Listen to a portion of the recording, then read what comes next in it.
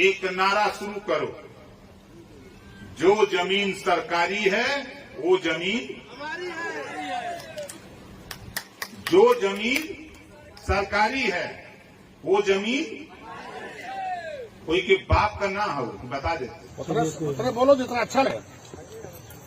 चलो मैं सांसद यहाँ का, उसको बोलने की तमीज है, कैसे जुबान निकल गई इसे। अगर मेरे कार्यकर्ता हमारे सामने आज के बाद बोलो, जुबान निकलवा दूंगा। तुमने हमारे मोदी और योगी के पास फोटो नहीं देखा? तो ऐसे स्वघोषित राजाओं को जिन्हें लगता है कि गुंडा हमारी जागीर है, उनके भ्रम को तोड़ने का अब आपके पास एक बहुत बड़ा सुनहरा अवसर आ चुका है। पूर्वांचल ने योगी मोदी को खासा निराश किया है।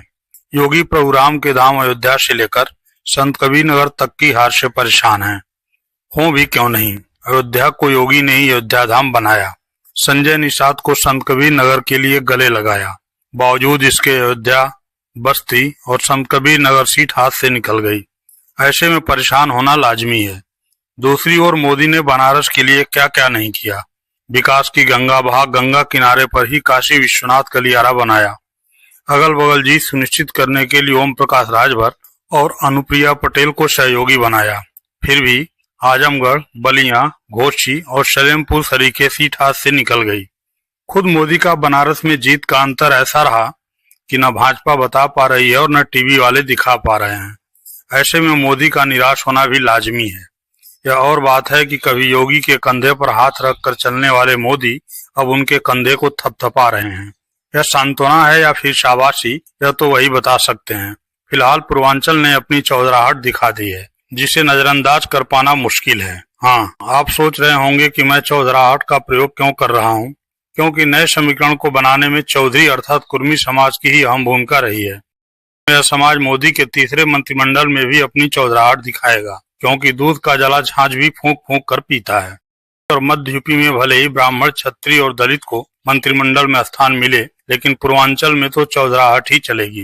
यह और बात है कि यह सहयोगी के हिस्से में कम, भाजपा के अपने हिस्से में अधिक दिखेगी। ऐसे में केंद्रीय कैबिनेट में यूपी, खासकर पूर्वांचल की बनती बिगड़ती सूरत पर नजर डालते हैं। यूपी में इस बार भाजपा को 29 सीटों का नुकसान हुआ है। 2019 में 62 सीटें मिली थी, इस बार केवल 33 मिली हैं। ऐसे में मोदी कैबिनेट में यूपी के मंत्रियों का कोटा भी कम होना निश्चित है। पिछली बार यूपी से मोदी कैबिनेट में 12 मंत्री थे, उनमें से 7 मंत्री चुनाव हार गए हैं। इस बार मोदी कैबिनेट में 8 से 10 चेहरों को जगह मिल सकती है। मोदी इस बार उन इलाकों और उस वर्ग के चेहरों को कैबिनेट में शामिल कर सकते हैं जहां भाजपा कमजोर हुई है या जिस समुदाय का वोट भाजपा की दूसरी तरफ शिफ्ट हो गया है। नए मंत्रिमंडल में सहयोगी अपना दल एस की मुखिया अनुप्रिया पटेल और रालोद अध्यक्ष जयंत चौधरी को कैबिनेट में जगह मिलनी तय मानी जा रही है। यह और बात है कि शुक्रवार को दिल्ली में जयंत चौधरी को मोदी के मंच पर जगह नहीं मिली थी। खैर, कैबिनेट के जिन 4 मंत्रियों ने जीत दर्ज की है, उनमें लखनऊ से राजनाथ सिंह, आगरा से एसपी सिंह बघेल,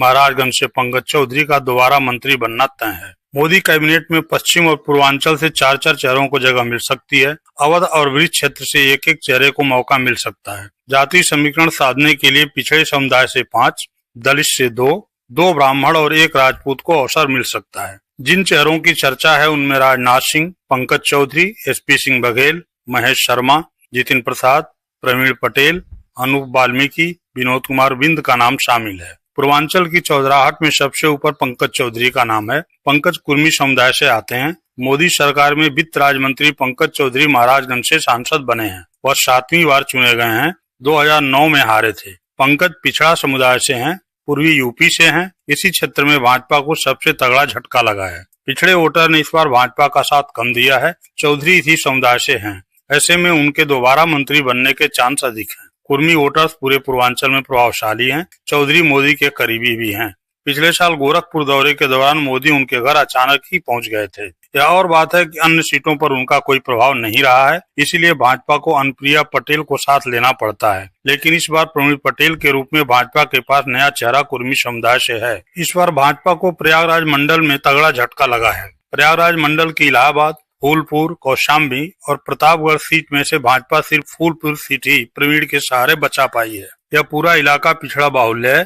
प्रवीण पटेल इसी समुदाय से आते हैं, ऐसे में उनके नाम की भी चर्चा है। प्रवीण फूलपुर से ही भाजपा विधायक हैं। भाजपा इस इलाके में ऐसे नेताओं को तलाश रही है जो जातीय खांचे में फिट हों। फूलपुर वो सीट है जहां से 2 बार जवाहरलाल नेहरू भी सांसद रह चुके हैं, जहां से डिप्टी सीएम केशव प्रसाद भी सांसद रहे हैं। अनुप्रिया पटेल ने मिर्जापुर सीट से तीसरी बार जीत दर्ज की है। दोनों बार मोदी सरकार में मंत्री रही हैं। 2014 से भाजपा के साथ हैं। इस बार उनकी पार्टी एक ही सीट जीत सकी है। भाजपा अपने दम पर पूर्ण बहुमत हासिल नहीं कर सकी है। ऐसे में अनुप्रिया का इस बार भी मंत्री बनना तय माना जा रहा है। शुक्रवार को दिल्ली में सहयोगी दलों की तरफ से यूपी से वह यूपी की इकलौती नेता थी जिन्हें मोदी मंच पर जगह मिली थी। पूर्वांचल की चौधराहट के इन 3 चेहरों के साथ ही एक और चेहरा विनोद कुमार बिंद का है। भदोही सीट पर बिंद सांसद चुने गए हैं। भदोही पूर्वांचल में काशी और प्रयागराज के बीच है। इस इलाके में भी भाजपा को तगड़ी हार मिली है। पिछड़ी और दलित जात का वोट यहाँ भाजपा से खिसक गया है। विनोद निषाद समुदाय से आते हैं। यह पूरा इलाका गंगा का बेल्ट है। यहाँ निषाद वोटर अच्छी तादाद में हैं। संजय निषाद के पुत्र संत कबीर नगर से चुनाव हार गए हैं। ऐसे में भाजपा निषाद वोटर्स को साधने और पूर्वांचल में पकड़ बनाए रखने के लिए बिंद को भी मौका दे सकती है। बहुत बहुत धन्यवाद।